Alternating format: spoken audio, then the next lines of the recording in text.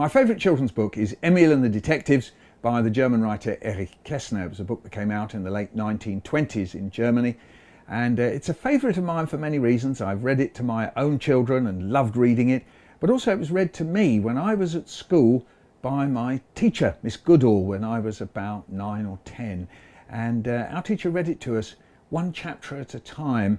I think it was on Friday afternoon, so we had a whole week of agony wondering what would happen next.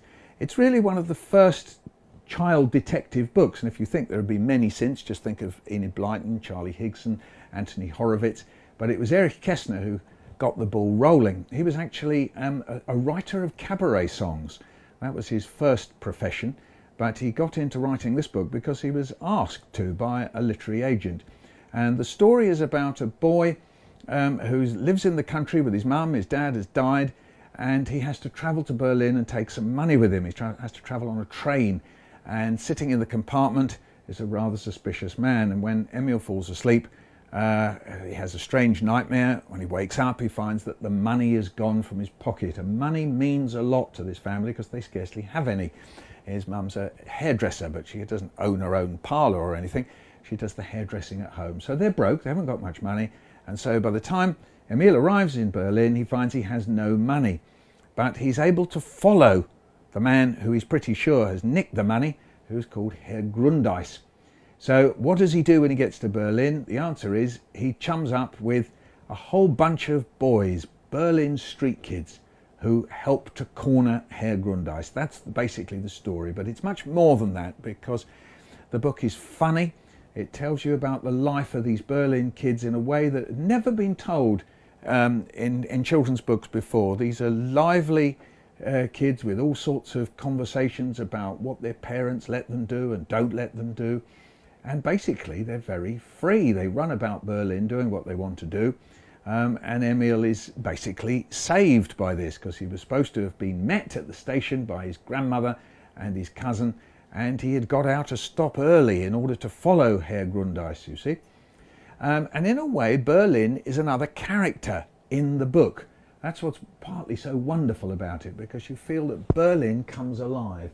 And here's my favourite passage from the book. It goes like this. It had already grown dark. Electric signs flared up everywhere. The elevated railway thundered past. The underground railway rumbled, and the noise from the trams and buses and cycles joined together in a wild concert. Dance music was being played in the Café Wirtz. The cinemas in Nollendorf Square began their last performance of the evening, and crowds of people pushed their way into them.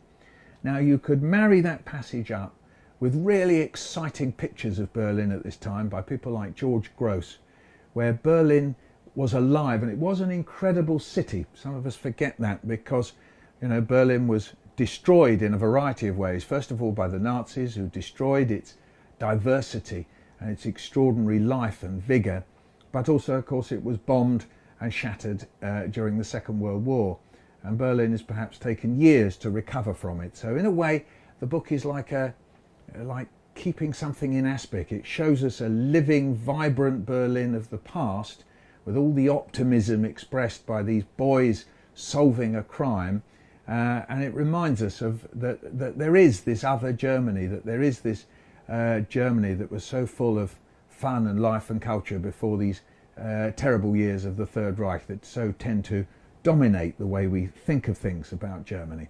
So this is one of my favourite books. Perhaps it is really my favourite children's books of all time. And I'm also very interested in Erich Kästner himself. So he was an extraordinary man, and so that attracts me to the book as well.